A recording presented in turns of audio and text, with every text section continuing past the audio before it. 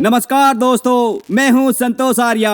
आज मैं आपके लिए ठुकाई कम्युनिटी से जुड़ी हुई 8 सनसनीखेज खबरें लेकर आया हूं, क्योंकि ऑपरेटरों ने पूरे देश में तांडव मचा के रखा हुआ है। पूरे देश से हर रोज दर्जनों के हिसाब से ऐसे मामले सामने आ रहे हैं, जबकि मैं हर रोज एक वीडियो अपलोड करता हूं, जिसमें आपको सिर्फ एक ही घटना के बारे में जानकारी दे पाता हूं। इसीलिए मैंने अपने कार्य क्षेत्र का दायरा बढ़ाते हुए एक ही वीडियो में आपको कई घटनाओं के बारे में बताने का फैसला लिया है। वीडियो पसंद ना आए तो आप कमेंट करके बता दीजिएगा, फिर हम एक ही घटना के बारे में बात करेंगे, लेकिन इससे आपको सभी घटनाओं के बारे में जानकारी नहीं मिल पाएगी। फिलहाल बात करते हैं आज की सबसे पहली खबर के बारे में।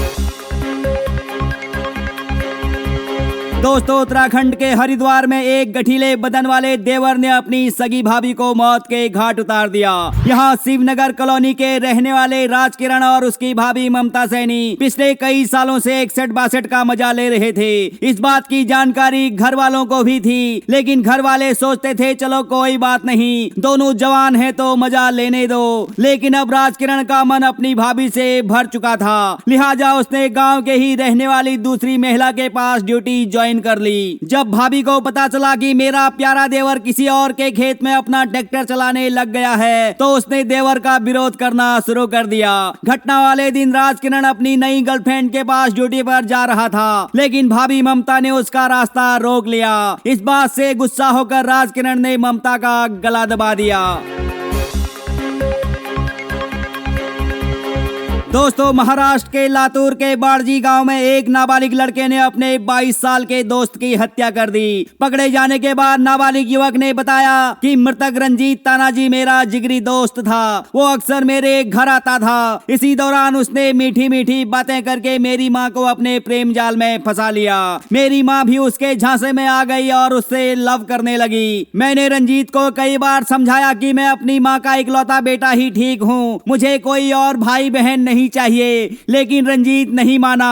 घटना वाली रात वो अपने खेत में बने गौशाला में सोया था, तभी जाकर मैंने उसका काम तमाम कर दिया। दोस्तों, बिहार से एक रोचक खबर सामने आई है। यहाँ कुछ ठगों ने ठुकाई कम्युनिटी को करोड़ों का चूना लगा दिया।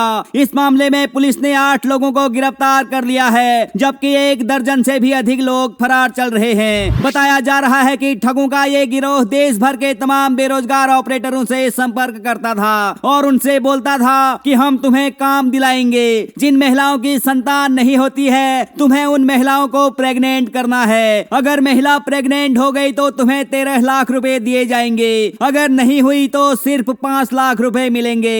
इसके बाद वो सबसे पहले ऑपरेटरों से रजिस्ट्रेशन के नाम पर 799 रुपए लेते थे, फिर सिक्योरिटी फीस के नाम पर 5,000 से लेकर 20,000 रुपए चार्ज करते थे। पैसे लेने के बाद ऑपरेटरों का फोन नंबर ब्लॉक कर देते थे। जब ठुकाई मंत्रालय को पता चला कि हमारे वफादार सिपाहियों के साथ धोखा किया जा रहा है, तो उन्होंने पुलिस में शिकायत कर दी। इसके बाद पुलिस ने इस मामले में त्वरित कार्यवाही करते हुए मुफस्सिल थाना क्षेत्र के गुरमा गांव से 8 ठगों को गिरफ्तार कर लिया, जबकि अन्य ठगों की तलाश जारी है।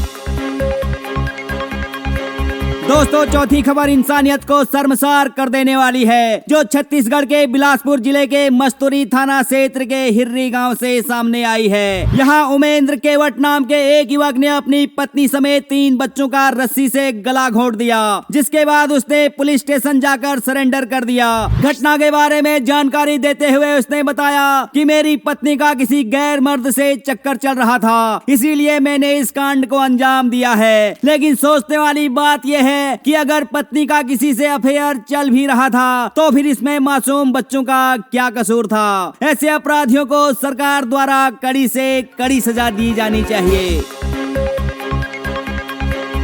दोस्तों, 5वीं खबर उत्तर प्रदेश के शामली जिले के जलालाबाद कस्बे से सामने आई है। यहाँ की रहने वाली जाकिया ने अपने आशिक अबरार और उसके 4 साथियों के साथ मिलकर अपने पति इफ्तिखार को मौत के घाट उतार दिया। बताया जा रहा है कि जाकिया अबरार से बहुत प्यार करती थी, उसके साथ रोज 61-62 करती थी। जब इस बात की जानकारी पति इफ्तिखार को हुई, तो उसने दोनों का प्रोग्राम बंद करवा दिया। इस बात से गुस्सा होकर जाकिया ने अपने पति को रास्ते से हटाने का मन बना लिया। योजना के मुताबिक जाकिया ने अबरार के दोस्तों को भी एक एक बार अपनी अलहड़ जवानी का रस पिलाने का लालच देकर इस कांड को अंजाम देने के लिए राजी कर लिया। इसके बाद जाकिया अपने पति को किसी बहाने सहारनपुर ले गई। वहां पहले से ही इफ्तिखार को पर पहुंचाने का बंदोबस्त किया गया था। तय लोकेशन पर पहुंचने के बाद जाकिया ने अपने पति को चाय में नशीली दवाई दे दी। जब इफ्तिखार बेहोश हो गया तो आरोपियों ने पत्नी के सामने ही पति का गला घोट दिया और उसके शव को जंगल में फेंक दिया। फिलहाल पुलिस ने सभी आरोपियों को गिरफ्तार कर लिया है। दोस्तों, छठी खबर उत्तर प्रदेश के बदायूं जिले के बिलसी थाना क्षेत्र की है। यहाँ के परौली गांव से एक ऑनर किलिंग का मामला सामने आया है। खबरों के मुताबिक 20 साल के सचिन का अफेयर पड़ोस में रहने वाली लड़की से चल रहा था। घटना वाले दिन सुबह 4 बजे उसकी नींद खुली तो उसे अपनी प्रेमिका की याद आने लगी। लिहाजा वो तुरंत प्रेमिका के कमरे में घुस गया और दोनों प्यार करने लगे। तभी लड़की के पिता को इस बात की भनक लग गई। वो फावड़ा लेकर अचानक कमरे में आ गया और उसने दोनों पर हमला कर दिया। घटना को अंजाम देने के बाद आरोपी पिता ने थाने में पहुंचकर सरेंडर कर दिया। इस घटना के बाद इलाके के सभी लड़कों ने डर के मारे कसम खा ली है कि आज के बाद वो अपनी प्रेमिका से मिलने कभी उसके घर नहीं जाएंगे। अगर आप भी किसी से प्यार करते हैं तो कृपया ऐसी घटनाओं से आपको सबक लेने की जरूरत है। दोस्तों, 7वीं खबर पूर्वी चंपारण के सुगौली से सामने आई है। यहाँ एक बौखलाए पति ने अपनी पत्नी समेत उसके 2 आशिकों का कत्ल कर दिया। पकड़े जाने के बाद आरोपी ने बताया कि उसने अपनी पत्नी को ठंडा रखने के लिए कई तरह के उपाय अपनाए थे, साथ ही वियाग्रा का भी सहारा लिया था, लेकिन पत्नी ने फिर भी ऋषभ नाम के लड़के को ऑपरेटर के पद पर तैनात कर दिया। इस बात की जानकारी होते हुए भी मैंने उससे कुछ नहीं बोला।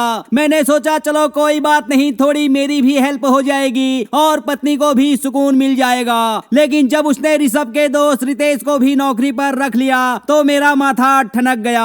फिर मैंने एक दिन मौका पाते ही रितेश को पेल दिया और उसकी बॉडी को गड्ढे में दबा दिया।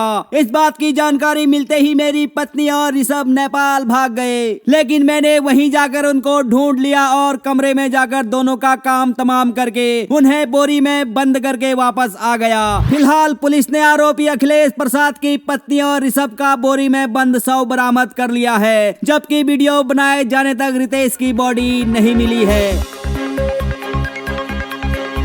दोस्तों, 8वीं खबर राजस्थान के बाड़मेर से सामने आई है। यहाँ पुलिस ने चैन सिंह नाम के एक ऐसे ठरकी आदमी को गिरफ्तार किया है जो इलाके की महिलाओं को फोन करके गरम गरम बातें करता था। पिछले कई दिनों से थाने में उसके खिलाफ शिकायतें आ रही थी, लेकिन पुलिस उसको गिरफ्तार नहीं कर पा रही थी क्योंकि वो लगातार अपना सिम बदलता रहता था।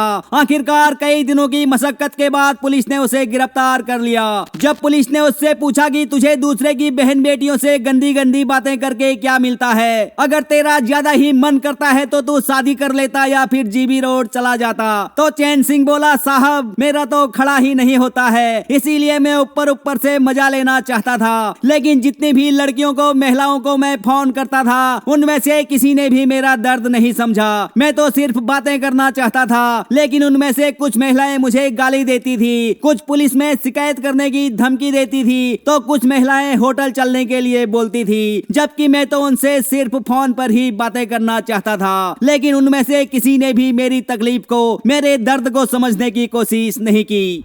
तो दोस्तों, उम्मीद करता हूँ इस वीडियो से आपको देश भर में हो रहे अलग अलग तरह के अपराधों के बारे में जानकारी मिली होगी। अगर आप आगे भी इसी तरह की वीडियो देखना चाहते हैं तो कमेंट करके जरूर बताएं। फिलहाल मैं संतोष आर्या मिलता हूँ आपसे कल रात 8 बजे किसी और क्राइम स्टोरी के साथ। तब तक के लिए सावधान रहें, सुरक्षित रहें और अपनों का ख्याल रखें। धन्यवाद।